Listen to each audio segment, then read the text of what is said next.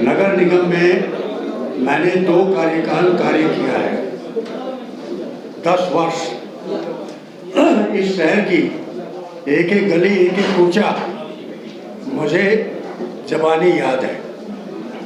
मैं शहर का नाले यहाँ बैठकर आपको सारे गिनवा सकता हूँ, कहाँ से नाला निकला, कहाँ गिरा, कहाँ सीवर है, कहाँ नहीं है, किस खंभे में लाइट है, किस पर नहीं है। मैं यहाँ बैठकर आपको सारा गिनवा सकता हूँ, क्योंकि मेरी बात नहीं चल रही, क्योंकि मैं शहर में केवल ऑफिस में नहीं बैठता था, मैं रोजाना शहर में पैदल जाकर के साइट पर घूमता था। नगर निगम के 4-5 कार्य हैं। नगर निकाय स्थानीय निकाय है, स्थानीय निकाय के कुछ कार्य उत्तरदायित्व है और हम सर्विस प्रोवाइडर है, सेवा करने वाला।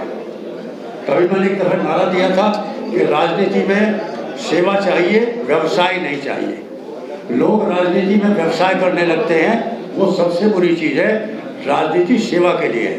और लोकतंत्र में हम लोग जो है वो नेता ने बनिए नहीं, हम आपके सेवक हैं, हम आपके सेवक हैं। आप सेवक चुनते हैं और सेवा के लिए चुनते हैं। यदि हम उसके बाद ये बैठ के कहें कि हम अफसर हो गए, हम अधिकारी हो गए, हम प्रतिनिधि हो गए, नहीं, हम सेवक हैं, आप सेवक चुनते हैं। सबसे पहला कार्य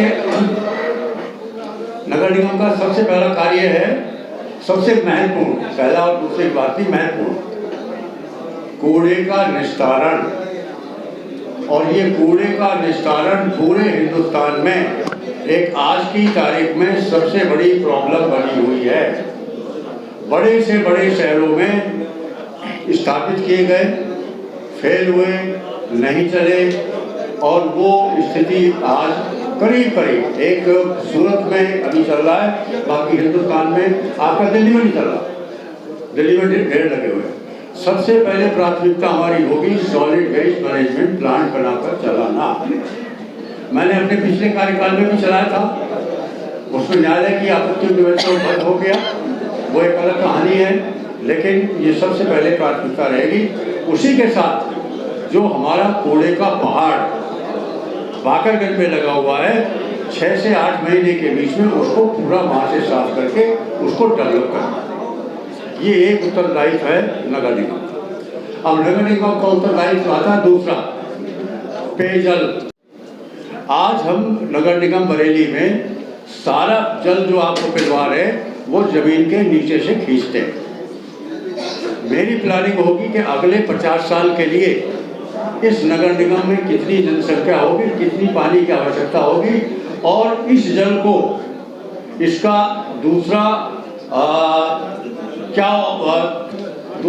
तरीका क्या हो सकता है कि जिसमें हम अंडरग्राउंड वाटर को बचा लें और सरफेस वाटर से काम चलाएं। सरफेस वाटर का मतलब है बारिश का पानी। रामगंगा पर डैम बन रहा है, मैं डैम बन के 4 महीने, 6 महीने, 8 महीने, 10 महीने, साल भर में तैयार होगा। उस डैम से एक तो ये होगा कि लोकल एरिया का भूतल जो पानी है उसका लेवल बढ़ेगा। हम वहाँ से पानी लेकर के साफ करके नगर निगम में लेंगे और अगले 50 साल की प्लानिंग बनानी होगी आज, नहीं तो आने वाली नस्ल हम और आपको माफ़ नहीं करेगी।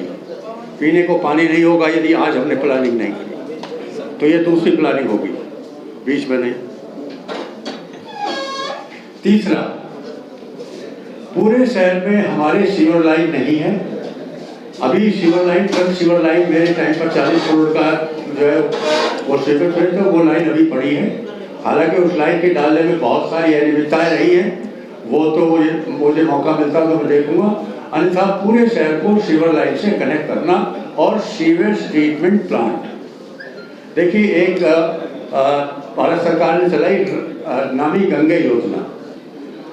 नामी गंगे योजना तब तक सफल नहीं हो सकती जब तक उत्तर प्रदेश के हर शहर का वेस्ट, लिक्विड वेस्ट का मतलब होता है आपकी जो टॉयलेट से जाता है, उसको ट्रीटमेंट करके जब तक हम नदी में नहीं डालेंगे तब तक नामी गंगे योजना नहीं होगी। एक भी शहर उत्तर प्रदेश का ऐसा नहीं है जिसका लिक्विड वेस्ट जमुना में या गंगा में ना जाता, आखिर में वो जाके गंगा में मिलता है। हमारे यहाँ का नकटिया जाता है, किला नदी जाता है, उसके बाद रामगंगा, रामगंगा से जाके फरुखाबाद में गंगा में मिल जाती है। ये सबसे ज़रूरी है कि सीवर ट्रीटमेंट प्लांट लगेंगे, एक प्लांट इस साल लगा है। पूरे शहर में ना होने की वजह से नालों को सीवर की तरह इस्तेमाल किया जाता है, जो वाकई कानून के विरुद्ध भी है, लेकिन बहुत सारी मजबूरियां हैं। सारे नाले कवर्ड होने चाहिए और उन पर जहाँ जहाँ नाले ड्रेन हो रहे हैं नदी में, वहाँ पर ट्रीटमेंट प्लांट लगेगा ताकि पानी साफ होकर के वहाँ जाए। ये बात हुई थी। अब आइए चौथी बात पर, सड़कें। सड़क शहर का एक जो है वो प्रतिबिंब होता है। जब कोई व्यक्ति बाहर से आता है, कहता है यार वहाँ की सड़क बड़ी अच्छी थी, वहाँ की बड़ी खराब थी, ये तो खुद ही बड़ी थी। आजकल तो हम सारे खुदे पड़े। तो सड़कों का मेंटेनेंस और सड़कों पर रात के लिए रोशनी, ये इसके बाद तीसरी चौथी प्राथमिकता आती है कि सड़कें प्रॉपर हो। और एक बात मैं आपको बता दूं, हमारे अभी भूतपूर्व महापौर साहब ने कहा था कि 70 सालों में बरेली में कोई विकास नहीं हुआ। तो उसमें ये हुआ कि 70 साल तो ज़्यादा हो गए, इसमें तो हमारे भी नेता आ रहे, उसको 17 साल कर दिया कि 17 साल में कुछ नहीं हुआ। तो 3-4 चीज़ें मैं आपको ऐसी बता देता हूँ जो 17 साल से पहले निगम में थी नहीं। नंबर 1, संजय नगर की सड़क नहीं थी, कच्ची सड़क सैनिक कॉलोनी तक जाकर ख़त्म हो जाती थी, वो सड़क बनी और बाईपास पे मिली। नंबर 2, 100 फुटा रोड नहीं थी, किसानों की जगह ली थी और उद्यान विभाग से, सरकार से ज़मीन लेकर के और उसके बदले ज़मीन दे करके एक नई सड़क वो बनी। आज आप ये सोचें कि यदि वो नहीं होती तो इस एरिया का विकास होता। संजय नगर में पानी भरता था घुटनों तक, संपवेल पहली दफ़े लगा था संजय नगर में, ये मैंने लगवाया। तो ऐसी बातें करने वाले लोगों को कम से कम अपनी आँख और कान खोल कर रखना चाहिए। जो चीज़ें हुई है कह दूँ मैंने सब कर दिया, ख़त्म हो गया हो, नहीं। विकास निरंतर चलने वाली चीज़ है। जब तक इस धरती पर मानव रहेगा विकास होता रहेगा। आज से 200 साल पहले जो चीज़ें थी वो बदल गई और आज जो है वो 200 साल बाद नहीं मिलेंगी, वो चीज़ें सारी नहीं होंगी। तो हमारा उद्देश्य यही है और मेरा उद्देश्य केवल बरेली के बेहतरी के लिए, बरेली की सेवा के लिए, हर व्यक्ति की बात सुनना, ये। और एक बता दूँ, मैं 10 साल रहा हूँ, 10 साल में मेरे ऑफिस के आगे दरबान खड़ा नहीं हुआ, दरबान खड़ा नहीं हुआ। दरवाज़ा खुला होता था, जिसकी मर्जी आए सीधे मेरे पास आए, मुझसे बात। ना वहाँ पर्ची बनती थी, ना वहाँ दरबान खड़ा होता था और ना अंदर कमरे में मीटिंग होती थी, चौराहे में मीटिंग होती थी। तो दोस्तों ये मुझे इतना कहना, अब आप लोग जो सवाल पूछना चाहते हैं बताएं। एक और बता दूं, एक ऐसा कार्य, मैं इसमें अपनी बड़ाई नहीं करना चाहता, लेकिन ये ज़रूर बताना चाहता हूँ कि श्यामतगंज का फ्लाईओवर केवल मेरे दिमाग की उपज थी और आदरणीय अखिलेश जी ने पैसा दिया, खड़े होकर बनवाया और एक भी कहीं पर कोई दिक्कत नहीं आने दी। आज वो बरेली की लाइफलाइन है। जब कुतुब खाना बंद है, जब चौपला बंद था, केवल वही पुल था जो बरेली को चला रहा। ये एक बहुत बड़ी उपलब्धि मेरे दूसरे कार्यकाल की थी। इतनी धन्यवाद। अब कोई पूछना चाहोगे? आप सब लोगों को बहुत धन्यवाद। संजय सक्सेना जी ने प्रेस कॉन्फ्रेंस की थी, इसमें काफी दबाव बनाया जा रहा है। कई बार कहा आज उन्होंने कहा कि राष्ट्रीय अध्यक्ष ने आदेश दिया, मैंने वापस ले लिया पर्चा, लेकिन वो नहीं है कोई इसी तरह का कोई मनमुटाव? नहीं, कोई ऐसा मनमुटाव नहीं। सक्सेना जी को हटाने की वजह क्या आपसी मनमुटाव है या पहले टिकट दिया जाता है समाजवादी पार्टी से, सिंबल पे लड़ाया भी जाता है, उसके बाद देखो बेटा, टिकट तो कई दफे बदलते हैं, बदलते रहते हैं, हटते रहते हैं। समाजवादी पार्टी में ऐसा क्यों होता है? लास्ट टाइम पे नहीं, ऐसा नहीं, कई पार्टी में होता है, सब में होता है। क्या माना जाए आपका दबाव कामयाब हो गया? नहीं, हमने कोई दबाव बनाया नहीं, आपने बनाया होगा। उन्होंने कहा था कि मुझ पर दबाव बनाया जा रहा है टिकट वापस लेने के लिए। देखिए, एक बात समझिए, कल गई बात गई, कल की बात समाप्त हो गई। देखिए, जब व्यक्ति को गुस्सा होता है या अप्रत्याशित चीजें होती हैं तो वो ऐसी बातें कह देते हैं, लेकिन आज की बात आप सुने तो आज की बात में वो सारी चीजें खत्म है। दबाव बनाना कोई ऐसा नहीं होता कि जो है वो कोई जाकर के पकड़ लिया या कर लिया। ये सारे अधिकारी समाजवादी पार्टी के सारे सिपाही नजर आ रहे हैं, लेकिन वो नहीं है, इसलिए सवाल वो इसलिए नहीं है। उन्होंने एक और लगाया था कि कास्ट समाज पर भरोसा नहीं करती समाजवादी पार्टी। उन्होंने एक और आरोप लगाया था कि कास्ट समाज पर भरोसा नहीं करती। नहीं, समाजवादी पार्टी वैसा हर कौम पर भरोसा करती है, ये कहना कतई उचित नहीं है। हम हर कौम पर, कोई कौम हम उस पर भरोसा करती हैं। और एक बता दूं, अब कौम को छोड़ दीजिए, हम हर इंसान पर भरोसा करते हैं। डॉक्टर साहब, आप पार्टी के सिंबल पे क्यों नहीं चुनाव लड़ रहे हैं? आखिर निर्दलीय क्यों लड़ रहे हैं? क्या वजह सपा से रुकी क्यों? टेक्निकल बात, ये एक बड़ा व्यक्तिगत सवाल हो गया, इसमें मैं बता देता हूँ। मेरे बड़े ब्रदर हैं, उनको कैंसर है, उनकी सर्जरी होनी थी, सरगंगाराम में था, क्रिटिकल केस मामला था और मैं चुनाव लड़ने की स्थिति में नहीं था। ऊपर वाले ने बड़ी सहायता करी, बड़ा रहम किया, वो ठीक हो गए।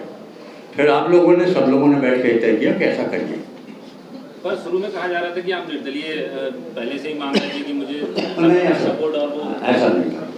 डॉक्टर साहब, दो सवाल आपसे ये हैं कि 1 लाख वोट कायस्थों का है, उनमें बहुत उत्साह था कि समाजवादी, मेरी सुन लीजिए उसके बाद जवाब दीजिएगा, कि बहुत उत्साह आया कि समाजवादी पार्टी ने उनका जीतने की स्थिति में बता रहे थे। एक तो आपने उनका टिकट काट के आपको टिकट दिया।